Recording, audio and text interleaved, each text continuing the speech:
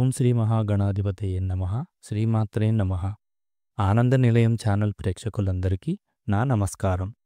నేను మీ ఆచార్య ప్రసాద్ గురూజీ. ఈరోజు మనం ఈ వీడియోలో జూన్ 25వ తేదీన రాబోతున్న జ్యేష్ఠ అమావాస్య గురించి తెలుసుకుందాం. ముందుగా ఈ వీడియో చూసే ముందు ఒక లైక్ కొట్టి మా ఛానల్ను సబ్స్క్రైబ్ చేసుకోండి. అలాగే జై శ్రీరామ్ అని కామెంట్ చేయండి. ఈ నెల అంటే జూన్ 20వ తేదీన బుధవారం నాడు జ్యేష్ఠ అమావాస్య వచ్చింది. ఈ అత్యంత శక్తివంతమైన అమావాస్య రోజున కొన్ని విధి విధానాలను పాటిస్తే గనక మీకున్న కష్టాలన్నీ వెంటనే తీరిపోయి మీకు మీ కుటుంబానికి సుఖ సంతోషాలు చేకూరుతాయి. ఇలాంటి విధి విధానాలను చెప్పే ఈ వీడియో మీ కంట పడింది అంటే మీరు చాలా అదృష్టవంతులు.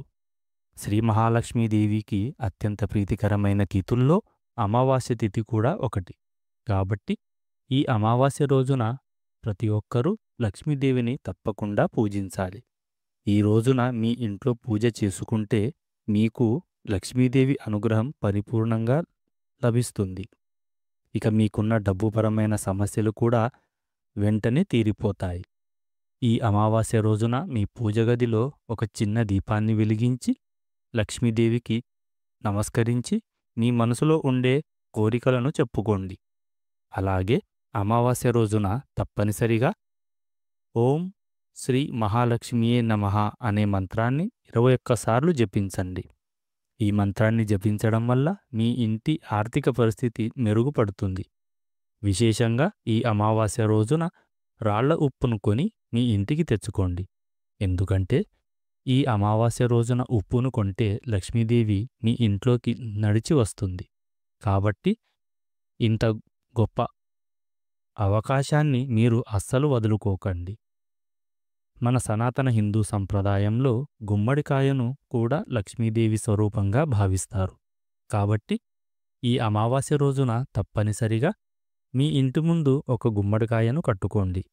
గుమ్మడికాయను ఇంటికి తెచ్చి దానికి కుంకుమ బొట్లు పెట్టి మీ ఇంటి గుమ్మం ముందు కట్టుకోండి. ఈ అమావాస్య రోజున మీ ఇంటి ముందు గుమ్మడికాయను కడితే మీ ఇంట్లో లక్ష్మీదేవి తాండవిస్తుంది.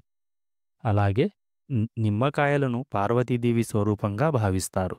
కాబట్టి ఈ అమావాస్య రోజున ఇంటి ముందు గుమ్మడికాయను కట్టలేని వారు ఇంటి గుమ్మానికి నిమ్మకాయలను కూడా కట్టుకోవచ్చు. ఇలా చేయడం వల్ల మీ ఇంటికి చాలా మంచి జరుగుతుంది. ఇక అమావాస్య రోజున మీ ఇంట్లో ప్రతి ఒక్కరూ రాళ్ల ఉప్పుతో దిష్టి తీసుకోండి.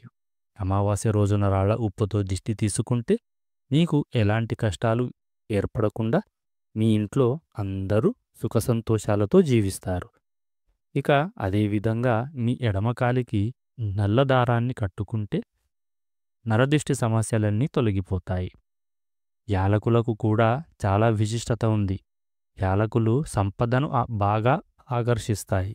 కాబట్టి ఎవరైతే డబ్బును బాగా సంపాదించాలనుకుంటున్నారో, త్వరగా ధనవంతులు కావాలని కోరుకుంటారో అలాంటి వారు ఈ అమావాస్య రోజున మీ పూజా గదిలో ఉన్న లక్ష్మీదేవి చిత్రపటానికి యాలకుల మాలను వేయండి. ఒక పసుపు రంగు దారానికి 21 యాలకులను గుచ్చి లక్ష్మీదేవి చిత్రపటానికి వేయండి. ఇక ఆ లక్ష్మీదేవి వెంటనే తన కరుణా కటాక్షంతో మీ ఇంటి ఆదాయాన్ని విపరీతంగా వృద్ధి చెందేలా చేస్తుంది. ఇక మనలో చాలామంది అప్పుల సమస్యలతో బాధపడుతూ ఉంటారు.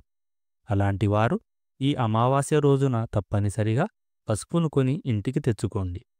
ఒక 5 రూపాయల పసుపు పాకెట్ కొన్ని కోట్ల రూపాయల అప్పును తీరుస్తుందని ఒక విశ్వాసం.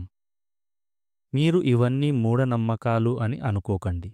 ఒక్కసారి మీరు నమ్మకంతో ప్రయత్నించి చేసి చూడండి. మీకు తప్పనిసరిగా మంచి శుభ ఫలితాలు కనిపిస్తాయి. ఇక అమావాస్య రోజున పెళ్ళైన ఆడవారు తమ జుట్టు విరబోసుకొని ఇంట్లో తిరగకూడదు. అలాగే బియ్యం, గోధుమలు, చీపురు కొనకూడదు. ఈ అమావాస్య రోజున వివాహమైన ఆడవారు ఏదైనా మర్రి చెట్టు దగ్గరకు వెళ్ళి మర్రి చెట్టుకు పసుపు కుంకుమలు పెట్టి ఒక చిన్న దీపం వెలిగించి రండి.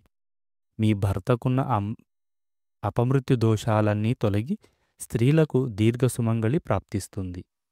ఇక మీ కుటుంబంలో అందరూ కూడా చాలా గొప్ప స్థాయికి ఎదుగుతారు. విశేషంగా అమావాస్య రోజున ఇంటి యజమాని తప్పనిసరిగా ఉదయం తలస్నానం చేసి సూర్యభగవానుడికి అర్ఘ్యం సమర్పించండి. రాగి చెంబులో నీళ్లు పోసి అందులో ఎర్రటి పూలను వేసి తూర్పు ముఖంగా నిలబడి సూర్యదేవునికి ఆ నీటితో అర్ఘ్యం సమర్పిస్తే మీ కుటుంబమంతా ఆయురారోగ్యాలతో అష్టైశ్వర్యాలతో జీవిస్తారు. విశేషంగా ఈ జ్యేష్ఠ అమావాస్య రోజున శివుడిని పూజిస్తే చాలా మంచిది.